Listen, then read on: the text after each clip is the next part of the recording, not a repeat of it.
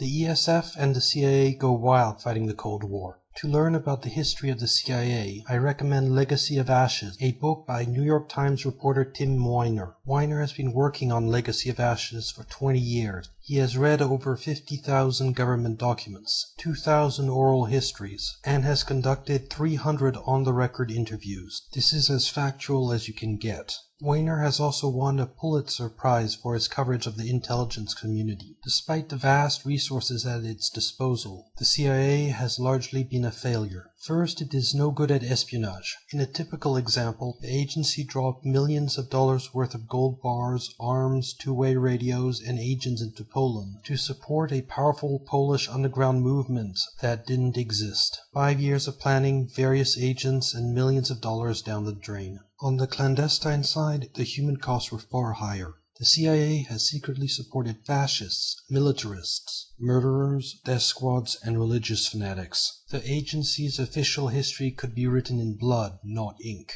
In Iran, a CIA coup initiated a period of 25 years of repression and torture. In Guatemala, a CIA-organized coup initiated 40 years of military government death squads, torture, disappearances, and mass executions. In Indonesia, it waged a full-scale war against the government, including bombing runs by American pilots. In Laos, the CIA was repeatedly involved in coups and created a clandestine army to overthrow the government. In Ecuador, the CIA ousted President Velasco. In Congo, the CIA installed Mobutu Seko, who ruled with a level of corruption and cruelty that shocked even his CIA handlers. The list goes on. Because the agency operates in secret, most Americans are unaware of the crimes being perpetrated in their names. The deaths from these armed assaults run into the millions. To learn more about this dark history, go to Google Archive News. There has been nothing, no matter how terrible, that the ESF has not been willing to finance. There is unfortunately one area the agency excelled. Through the CIA, the ESF has decades of experience with undermining democracy. In Japan, for example, the CIA entrenched the Liberal Democratic Party in power and turned Japan into a single-party state, which it remains to this day. The other thing the CIA was good at was hiding its own incompetence. Even when the CIA seemed to fail at everything it undertook, the ability to represent failure as success was becoming a CIA tradition. The ESF-CIA set up a worldwide propaganda network.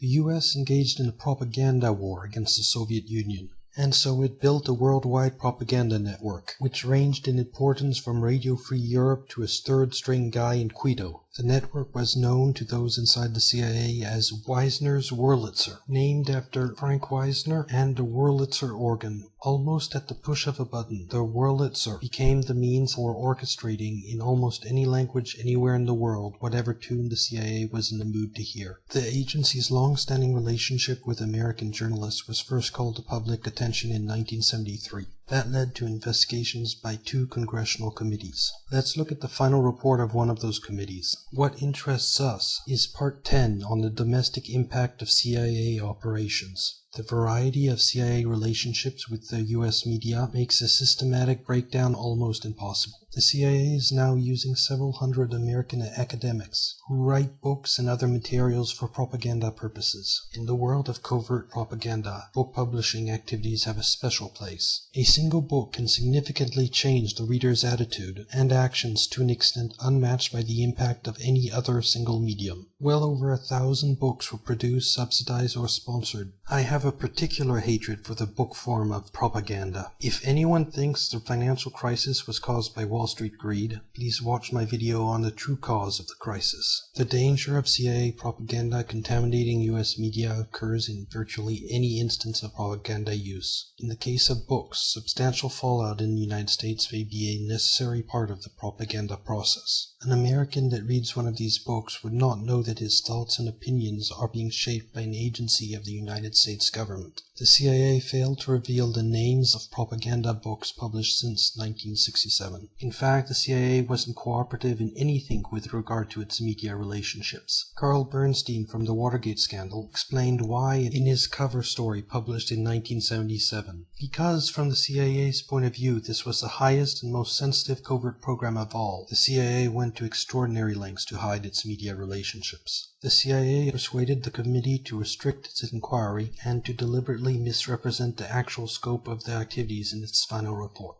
Obscuring the facts was simple. No mention was made of the 400 summaries. Instead, the report noted blandly that some 50 recent contacts with journalists had been studied, thus conveying the impression that the agency's dealing with the press had been limited to those instances. Even while the Senate Intelligence Committee was holding its hearings, the CIA continued to maintain ties with 75 to 90 journalists of every description. As Bernstein discovered after 6 months of research, more than 400 American journalists have secretly carried out assignments for the CIA. Some of the journalists were Pulitzer Prize winners, distinguished reporters. To a degree never widely suspected, the CIA has concentrated its relationships with journalists in the most prominent sectors of the American press corps. In other words, the big names in news. That means people like Brian Williams and Katie Couric. Go to my entry on the Nightly News for an example on how bad the situation is. In response to Bernstein's article, the New York Times wrote a 3-part series on the CIA's propaganda network, and that was the last we ever heard of the issue. Some interesting things were written in this series. At least 18 American reporters have refused CIA offers, some of which were quite lucrative. At least 22 American news organizations have employed American journalists who were working for the CIA. These include some of the most influential news organizations in America. Major outlets like Time, Newsweek, CBC News, and the Times itself were the most extensively used. The Times unearthed several occasions where the CIA had interfered with the paper's reporting, including in 1954, when the CIA overthrew the government of Mexico, and a Times reporter was getting too close to discovering its role. The New York Times also shows how the CIA suppresses undesired information. The CIA seriously considered a plan to buy up the entire first printing of a book to keep it from the public view. When that didn't work, a propaganda campaign was initiated to encourage reviewers to denigrate the book. A large part of the CIA's effort at domestic censorship was aimed at news accounts of its own operations. Finally, take a look at the CIA Report on Openness from 1992, which shows that the Wurlitzer is alive and well. The CIA's Public Affairs Office now has relationships with reporters from every major newswire service, newspaper, newsweekly, and television network in the nation. In many instances, the CIA has persuaded reporters to postpone, change, hold, or even scrap stories. This has helped the agency change some intelligence failure stories into intelligence success stories. The ESF's twisted logic. Consider this. First, the Fed has established currency swaps on the ESF's behalf. Swaps are a type of derivative. Second, the ESF intervenes mainly in the forward market through the New York Fed. Forwards are also derivatives. Now, on the New York Fed's website, it states, the Fed historically has not engaged in forward or other derivative transactions. This lie is produced by the ESF's twisted logic. You see, anything the Fed does on the ESF's behalf doesn't officially happen. This same logic applies to other agencies. For example, the CIA doesn't need to tell Congress about anything funded directly by the ESF. Now take this twisted logic in the context of journalists paid by the CIA. In 1976, CIA announced it would no longer enter into paid relationships with journalists. But what about the ESF?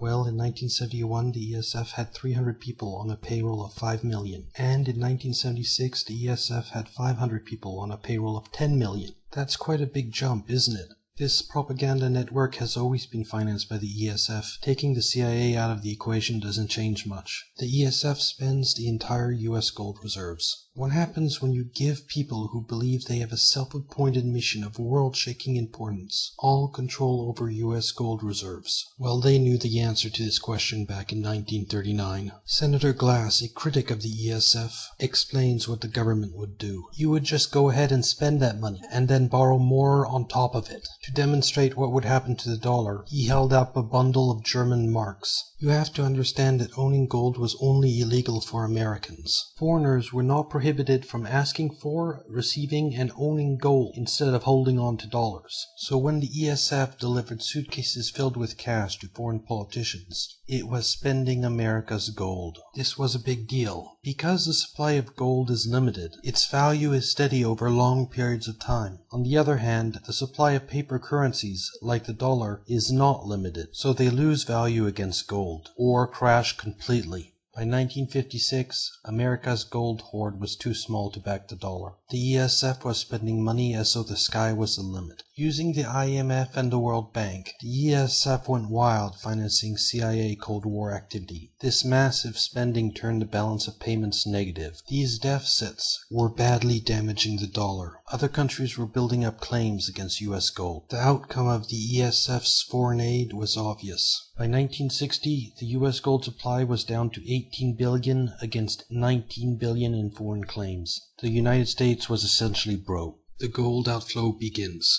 The gold outflow began in 1958.